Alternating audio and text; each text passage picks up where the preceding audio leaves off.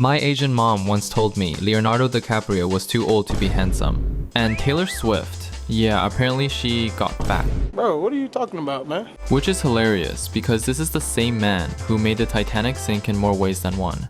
According to her math, wrinkles are a death sentence, and a man with a little belly might as well start shopping for coffins. And don't even get her started on short guys. Apparently, below 5'9", you're not a man, you're a keychain. Sounds brutal, right? But here's the thing, in East Asia, these beauty rules aren't just family roasts, they're cultural commandments. Watch until the end because what's really driving these impossible standards will make you question everything you thought you knew about beauty culture. Welcome to Rice University, where we teach the kind of life lessons they don't bother with at Harvard. Lesson 1. In Asia, your worth can often be measured by the shade of your skin. And, spoiler alert, the closer you are to printer paper, the higher your stock.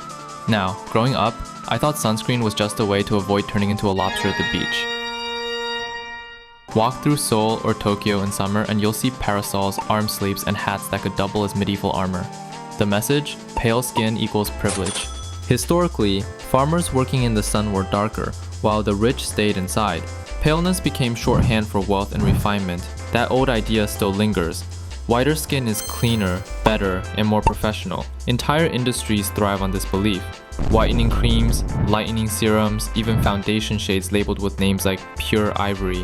While Asians are trying to stay pale, the West is roasting in tanning beds and buying bronzing lotion to look sun-kissed. One culture fears the sun, the other pays for it. They say beauty is in the eye of the beholder, but in East Asia, beauty is in the size of the eye itself. And if yours aren't wide enough to pass the cute anime character test, don't worry. There's an entire billion-dollar industry ready to slice, tape, and stitch them into shape. Somewhere along the line, society collectively decided that the ideal face comes with big, round, double-lidded eyes, like you're constantly shocked that bubble tea now costs $7. Natural almond-shaped eyes? Too cold, too small, too you. Which is why double eyelid surgery has become one of the most common cosmetic procedures in countries like South Korea, China, and Japan. And it's not just celebrities, it's teenagers getting eyelids as a graduation gift. Imagine finishing school and instead of a laptop, your parents say, "Congrats, here's a new pair of eyes." Use them wisely. But it's not just about looks. In some workplaces, appearance is linked to trustworthiness. A candidate with bigger, wider eyes may literally have an advantage in a job interview. Imagine being judged not on your resume, but on whether your eyelids fold. If you've ever thought Western body standards were brutal, be thin, but also curvy, but also toned, but also eat pizza in every commercial, East Asia said, hold my 0-calorie water. Because here, the gold standard is simple. Be thin, like aggressively, terrifyingly thin. We're not talking about fit or healthy. We're talking disappearing when you turn sideways thin. Here's how intense it gets. In South Korea, one of the most popular social media challenges is called the A4 waist test. The idea is you hold a sheet of printer paper, yeah, literally a piece of A4 paper, against your waist. If your body is wider than the paper, congratulations, you've failed. If you're smaller than the paper, congrats, you've just unlocked the achievement of not existing. And it doesn't stop there. There's the Apple hip test, the wrist circumference test, even the chopstick legs test. Basically turning the human body into a math equation where the answer is always less. But these aren't just silly internet fads. They echo something far deeper, an obsession with fragility as the ultimate beauty. Being thin isn't just about looking good. It's about signaling discipline, control, and even moral worth. In many East Asian cultures, gaining weight isn't just a physical thing. It's seen as a character flaw. You're lazy, indulgent, careless. Remember how I said my mom called Taylor Swift fat? That wasn't a one-off insult. That was her recalibrating my understanding of normal. Because if Taylor, a literal global superstar with legs longer than most people's careers, counts as fat, then what chance does the average girl on the street have? And the consequences are brutal. Eating disorders run rampant but often go undiagnosed because dieting is normalized from such a young age. You'll hear teenagers casually talk about surviving on sweet potatoes and water before a school event. Entire industries thrive on detox teas, diet injections, and miracle pills that promise a skinnier you, without the hassle of, living. Doctors across these countries are sounding alarms about skyrocketing malnutrition, bone density issues, and long-term health damage. Call an ambulance! Call an ambulance!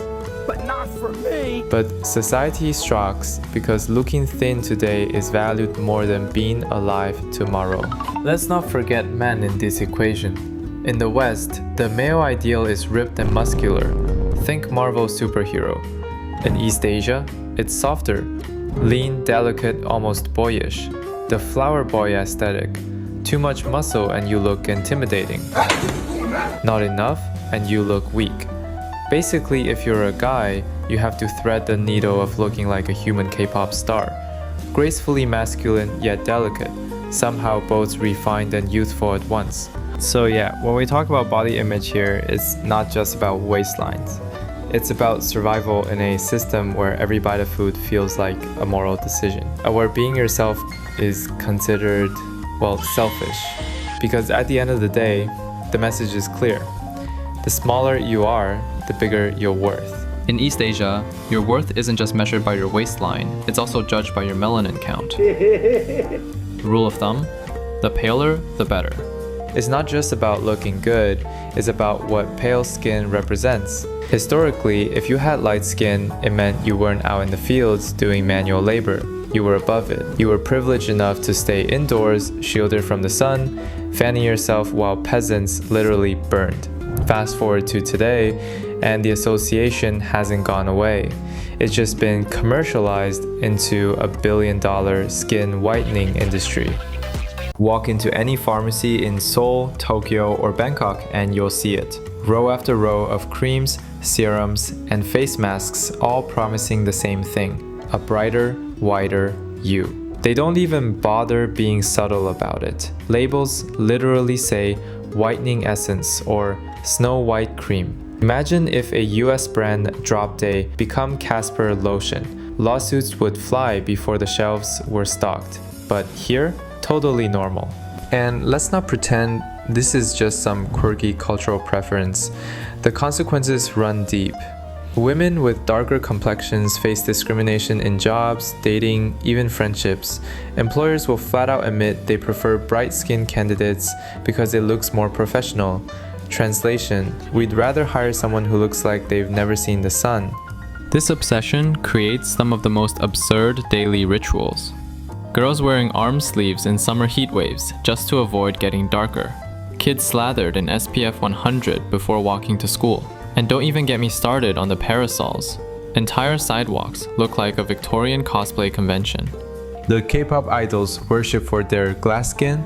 They spend hours in dermatology clinics and slather on whitening treatments most fans could never afford.